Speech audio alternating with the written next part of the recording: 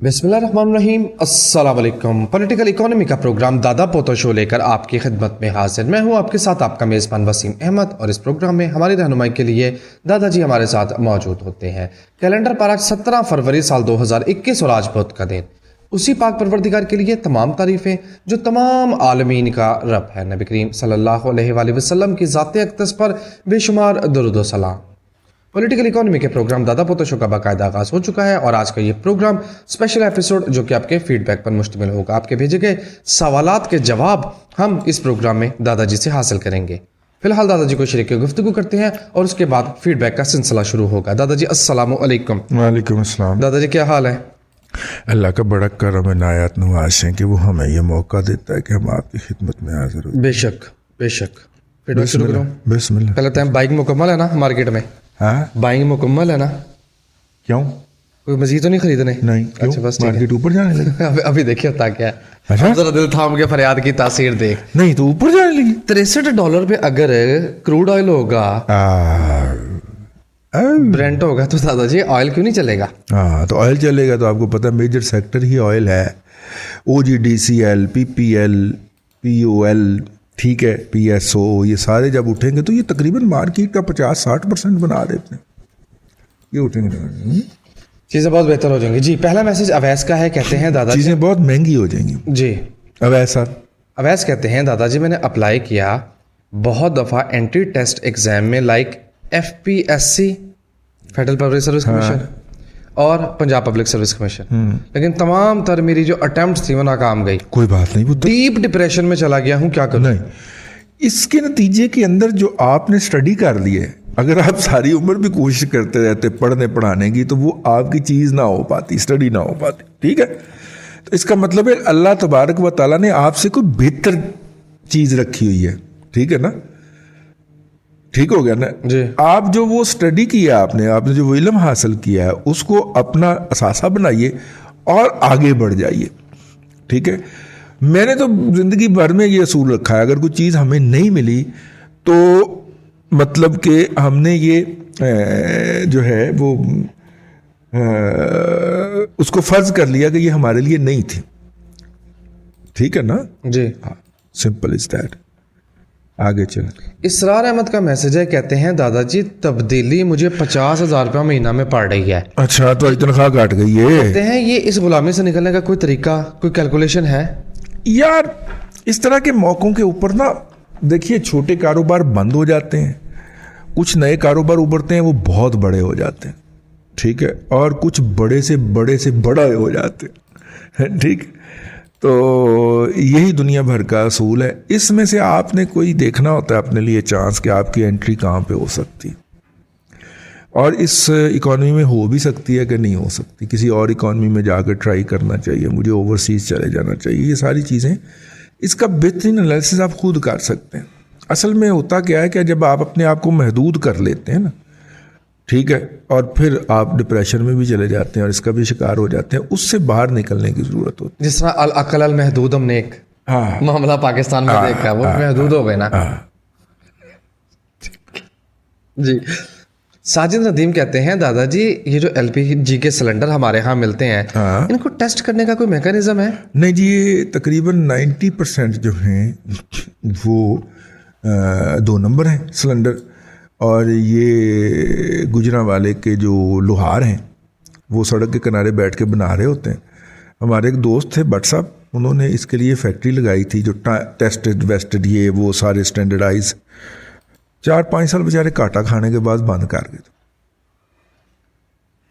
महंगा बनता था, कोई लेता ही नहीं था। ये जितने भी LPG के सिलेंडर हैं, ये आप समझें कि आपने बम पकड़ा हुआ है हाथ। मैं बड़ी जिम्मेदारी से ये बात आपके इल्म में ला रहा हूँ, ये बम है, बम।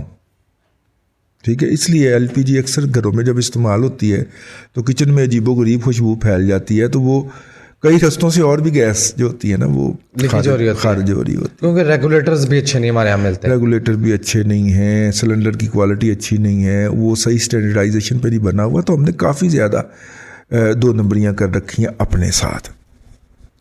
जी, तारिक ज़िया राना पूछते हैं दादाजी सरकारी मुलाजमीन के एहतजाज के बाद क्या पेंशन वालों की भी कोई पेंशन बढ़ेगी, उनकी भी कुछ सुनेंगे? पेंशन वाले जो हैं, बाय द वे सरकारी मुलाजमीन की भी नहीं सुनी गई। ये झूठ है, असली झूठे हैं, झूठ बकते हैं, ठीक है ना। उधर से नोटिफिकेशन किया, उधर से वजारत खजाना ने लेटर लिख दिया कि हमारे पास पैसे कोई नहीं है। और अब की बात नहीं है, जून के बाद भी कोई नहीं है। जून के बाद भी कोई नहीं है? हाँ, उन्होंने कहा हमारे को पैसे कोई नहीं है।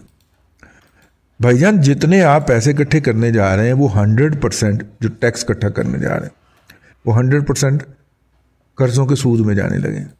ठीक है। तो पहली दफ़ा तारीख में होता है। इसको वैसे दूसरे लोग जो हैं वो डिफ़ॉल्ट कहते हैं, लेकिन हम नहीं कह रहे। पहली दफ़ा मुल्क की तारीख में ये होगा कि जितने भी टैक्स की सूरत में आप पैसे इकट्ठे करेंगे वो सारे सूद के मद में चले जाएंगे। ठीक है। वफाकी हुकूमत उधार पे, डिफेंस की तनख्वाहें उधार पे, डिफेंस की ख़रीदारी उधार पे, ये सारा कुछ हम उधार पे चला रहे होंगे।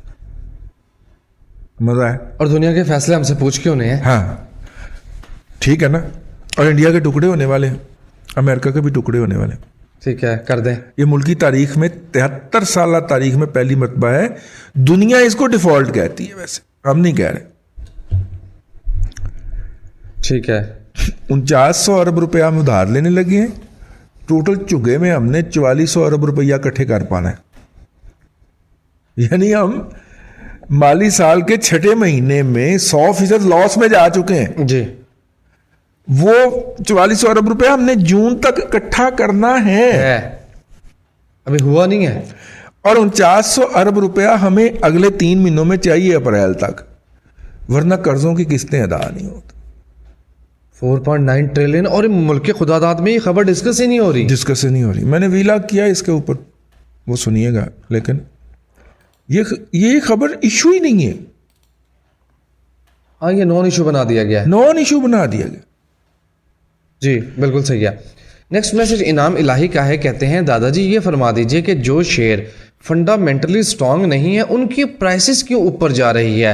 आपने टीआरजी की मिसाल दी, मैं तो इस पर मुख्तसरन यही कहूंगा कि जुआ हो रहा है, और क्या कहा जा सकता है। स्पेकुलेशन। और टीआरजी के पीछे कौन है? पांसा।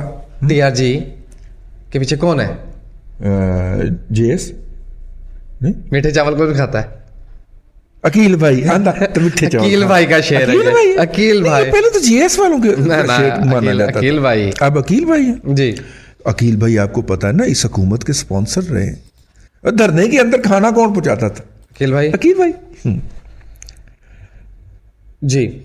अच्छा जी, अवैस का मैसेज है। कहते हैं दादाजी मैंने ये सुना है कि एक UK base inspire Pakistani organisation जो कि लोगों को इन्वेस्टमेंट करने के हवाले से और डिफरेंट प्रोजेक्ट्स के हवाले से 7% मंथली ऑफर कर रही है रिटर्न।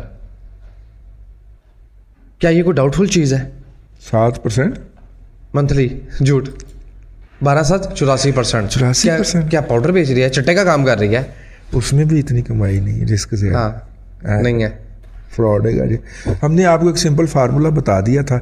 आपकी अगर वो अकल में नहीं बैठ रहा तो आप इसको इन्वेस्ट कर ले, लेकिन आपने हमारे पास नहीं आना जी। दोबारा कंधा नहीं मिलेगा। कंधा नहीं मिलेगा। कंधा नहीं। पहले बता दिया था इसका फार्मूला क्या कैलकुलेट करने का, उस दिन का प्रोग्राम सुने, दोबारा नहीं बताया जाएगा जी। आमिर मुस्तफ़ा कहते हैं दादाजी मेरा सवाल, अकल की बात जो है ना वो इतनी फजूल नहीं होती कि उसको फेंक दिया जाए। और अगर कोई फेंकता है उसको तो उसको फेंक दिया जाना चाहिए। जब आपको एक सिंपल फार्मूला बता दिया है, ठीक है ना, कि 10% सालाना से ज़्यादा जब कोई आपको ऑफर करे तो आपका माथा ठनकना चाहिए, और 20% के ऊपर आपको दरवाज़ा बंद कर लेना चाहिए। इससे ज़्यादा मुमकिन ही नहीं है जी। आगे चलो।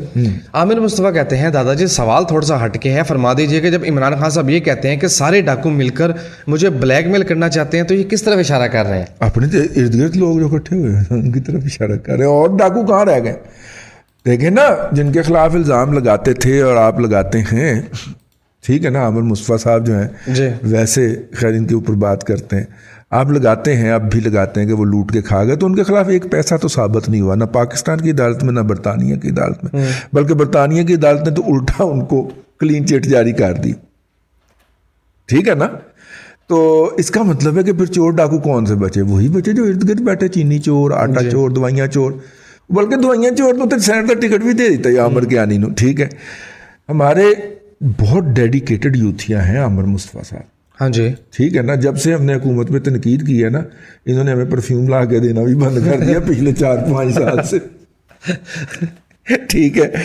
और अपने कायद से इस कदर जुड़े हुए हैं कि सऊदी अरब से सारा कुछ समेट के वापस आए और आके यहाँ पे मुर्गियों का कारोबार शुरू किया, देसी मिस्री मुर्गियों का कारोबार कर रहे हैं। ठीक है, इतने डेडिकेटेड है। पीटीआई को इनको सेनेट का टिकट देना चाहिए, इतना डेडिकेटेड बंदा नहीं मिलता।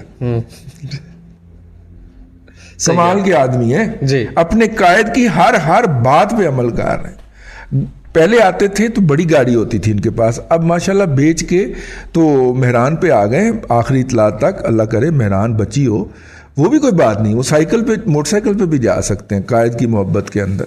लेकिन कायद ने जो कह दिया वो ठीक कह दिया। अगर मुजस्सम आपने मिसाल पेश करनी है ना पीटीआई के किसी भी डेडिकेटेड वर्कर की, तो हामिद मुस्तफा साहब हैं हमारे। वो क्या बात है जी, अल्लाह इस्तेकामत दे। कायद ने मुर्गियों की बात की, उन्होंने आगे मिस्री मुर्गियों का कारोबार शुरू किया सऊदी अरब। मुझे क्या पता, नहीं मुझे उन्होंने खुद बताया। मुझे कौन सा मिली है, हाँ? मुझे क्या पता। नहीं मैंने मिले भी ना है, देखो यूथिया मुर्गी होनी है। वो अंदर जाके धरना दे देगी। धरना दे देगी और उसके बाद साडा तरना। जी, तारिक पूछते हैं दादाजी ये फरमाइए। तारिक ज़िया राणा जी, पूरा नाम पढ़िया करो, राजपूत ने रांगड़ ने भाई। कहते हैं अगर कोई शख्स, कोई स्टूडेंट खुद से स्कॉलरशिप अप्लाई करता है और विन कर लेता है, तो क्या एचईसी ऑटोमेटिकली उसको अलाउ कर देगी, एचईसी के खाते में चढ़ जाएगा? नहीं, अगर वो स्टूडेंट एचईसी के जरिए अप्लाई करेगा तो फिर उसको एचईसी के मिन्नत तरला करने की जरूरत है। अगर उसने डायरेक्ट यूनिवर्सिटी में या उस स्कॉलरशिप देने वाली अथॉरिटी को अप्लाई किया है तो फिर उसके लिए एचईसी मैटर ही नहीं करती, वो जाए फ्लाई करता हुआ सीधा। हाँ ठीक है ना जी। हाँ, अगर उसने एचईसी के जरिए राउट किया है तो फिर एचईसी मैटर करेगा उसके मामलात में, नंबर 1। नंबर 2, उसको हाँ अपने डॉक्यूमेंट उसको एचईसी से अटेस्ट करवाना पड़ेंगे, लेकिन भेजेगा वो खुद ही उधर। ठीक हो गया। एचईसी नॉर्मली ये करता है कि उनको स्कैन करके तो डायरेक्ट भी ईमेल भेज देता है उसको, लेकिन वो उस सूरत में करता है जब आप एचईसी के जरिए अप्लाई कर रहे होते। जब नहीं करते तो आप वो सिर्फ मोहरें लगा के आपको वापस करते। राइट। तो इसलिए अगर बच्चे ने खुद जीता है तो एचईसी को दरमियान में घसीटने की कोई जरूरत नहीं है, उन्हें हमें पंगा ही पाना है। तो की जरूरत है बंदा राह जाता, उल्टा तीर बगल में लेने की क्या जरूरत है। ठीक है। शहीर दुरानी कहते हैं दादाजी ये फरमाइए कि पाकिस्तान में कब्जा ग्रुप जो है ये अब रूटीन की बात क्यों बनती जा रही है? यार अब क्या करें, हुकूमत जो है वो शेर शाह सूरी के ज़माने की जो ज़मीन की मेजरमेंट है उसके ऊपर इसरार करती। ठीक है, और उसके ऊपर जितनी भी मेजरमेंट थी ना वो इंसानी कदम से हुई थी। इतने मरले और इतनी सरसाइयाँ, कदम इधर को इतने चल लिए तो इतने मरले हो गए और इधर को चल लिए तो इतने मरले हो गए। बंदे का कद अगर 6.5 फुट है तो मरला बात बड़ा हो गया जी। ठीक है ना।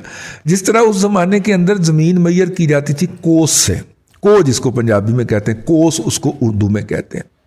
और कोस मैयर करने का क्या तरीका था कि सफ़र करने वाला मुसाफिर जो होता था वो दरख्त का एक पत्ता तोड़ के अपनी टोपी के अंदर रख लेता था, वो पगड़ी या टोपी उसके अंदर, और जब वो पत्ता खुश्की का शिकार होना शुरू हो जाता तो कहा जाता है यहाँ पे कोस पूरा हो गया।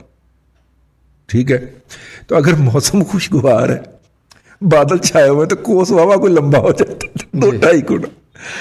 अब मसला ये है कि जब इंची टेप आई है, जब से वो टेप आई है और टेप से मैयर करना शुरू किया तो बहुत सारी जगहों के ऊपर बहुत सारी जमीनें फालतू निकल आई। हाँ जी, कैलकुलेशन गलत है।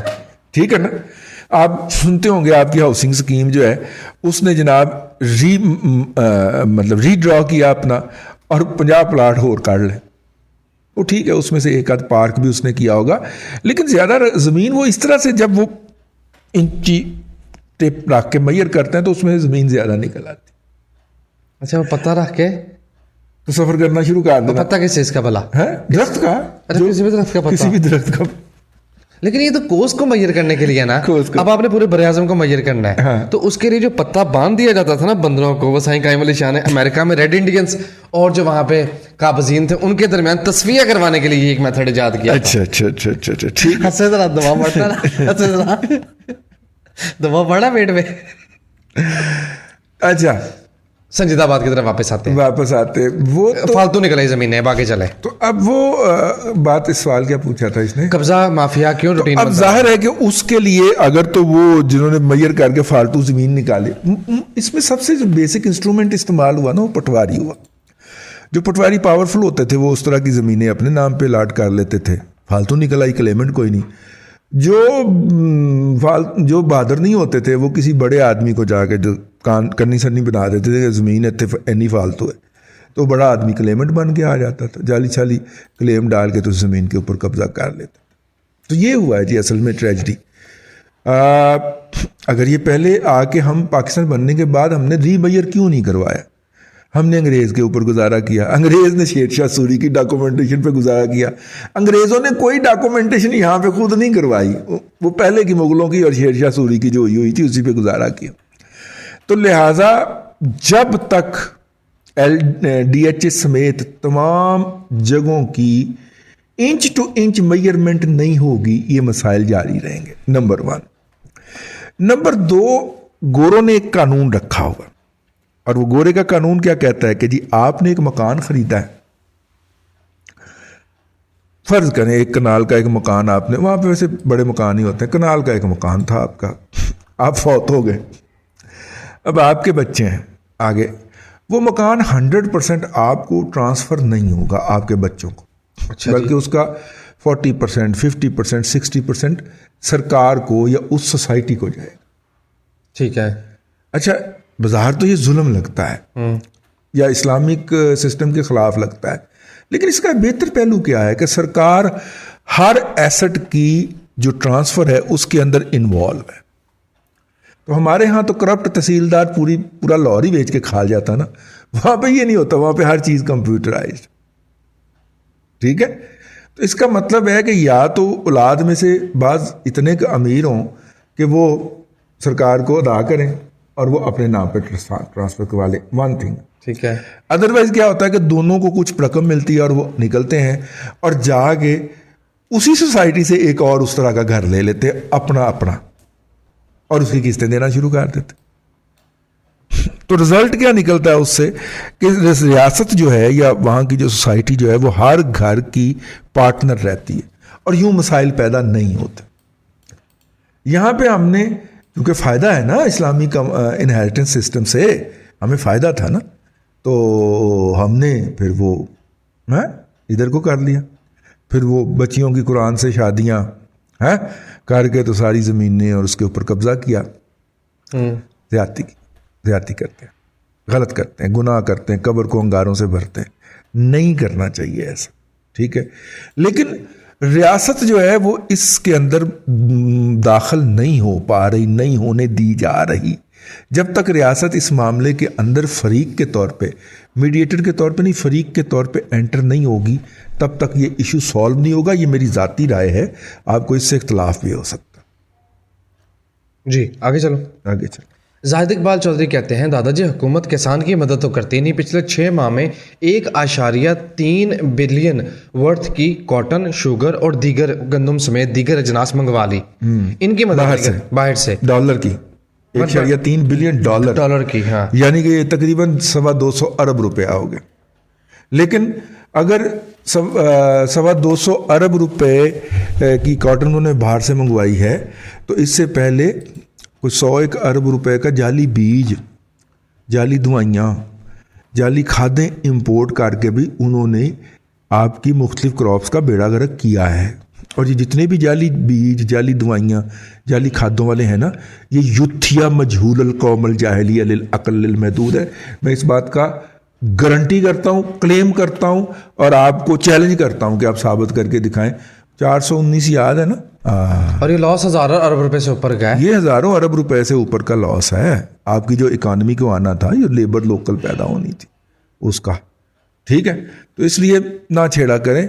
एग्रीकल्चर को एक प्लानिंग के तहत तबाह किया जा रहा है, क्योंकि पाकिस्तान को हमेशा जब बचाया है, जब भी पाकिस्तान पे इकनॉमिक सैंक्शन लगी हैं, हाँ वो 89 में लगी हों या 99 में धमाकों के बाद लगी हों, पाकिस्तान को अगर किसी चीज़ ने बचाया है तो वो एग्रीकल्चर ने बचाया है। तो इसलिए जो भी जब भी आता है इस तरह का कब्ज़ा करने वाला, یا امپوز کیا جاتا ہے وہ سب سے پہلے ایگریکلچر کا رگڑا نکالتا ہے. یار سرکار کے اپنے اعداد و شمار کے مطابق 34% ہے اس وقت افراط زر دیہاتی علاقے میں, شہری علاقوں میں 26%.